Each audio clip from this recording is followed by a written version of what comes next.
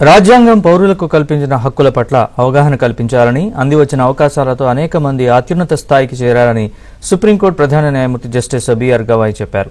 హక్కులపై ప్రజలకు అవగాహన ఉండాలన్నారు. సోషల్ మీడియా పేరుతో వ్యక్తిత్వ హననం చేస్తున్నారంటూ ఏపీ సీఎం చంద్రబాబు మండిపడ్డారు.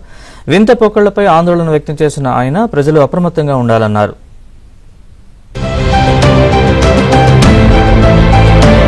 భారత రాజ్యాంగం అమల్లోకి వచ్చి 75 వసంతాలు పూర్తయిన సందర్భంగా ఏపీ హైకోర్టు న్యాయవాదుల సంఘం ఆధ్వర్యంలో ప్రత్యేక కార్యక్రమం నిర్వహించారు. ఈ కార్యక్రమానికి CM Chandrababu, supreme court CJI justice BR Gavai హాజరయ్యారు. గతేడాది ఎస్సీ వర్గీకరణకు అనుకూలంగా 7 జడ్జీల సుప్రీంకోర్టు ధర్మాసనం తీర్పిచ్చిందని సుప్రీంకోర్టు చీఫ్ జస్టిస్ గవాయ్ గుర్తు చేశారు. అయితే ఎస్సీ ఎస్టీ రిజర్వేషన్లలోనూ క్రిమిలేయర్ విధానం ఉండాలన్నది తన అభిప్రాయంగా వెల్లడించారు. భారత రాజ్యాంగం అందించే స్ఫూర్తి చాలా గొప్పదని సీఎం చంద్రబాబు అన్నారు. అద్భుతమైన రాజ్యాంగాన్ని బిఆర్ అంబేద్కర్ మనకు రూపొందించి ఇచ్చారని ఉద్ఘాటించారు. ఓ చాయ్ వాలాగా ఉన్న మోదీ దేశానికి అత్యుత్తమ ప్రధాని కాగలిగారంటే అది మన రాజ్యాంగం గొప్పదనమని అభివర్ణించారు.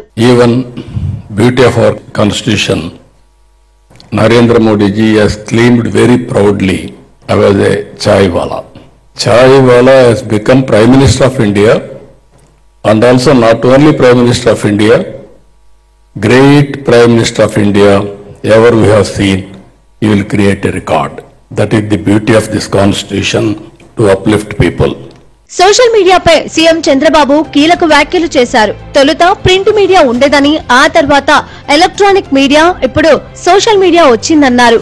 అయితే సోషల్ మీడియాలో ప్రతి ఒక్కరూ వారి అభిప్రాయాలు తెలియజేస్తున్నారని, కానీ కొందరు మాత్రం వ్యక్తి హననానికి పాల్పడటం దురదృష్టకరమన్నారు. Now media has come. I have seen media. Once only All India Radio. That is only the news breaking agency. Afterwards I have seen newspapers. Only one paper. At one time Hindu paper used to come. That is only the paper, trusted paper. After that electronic media has come. Now social media has come. Social media, every person is an editor. Every person is a writer.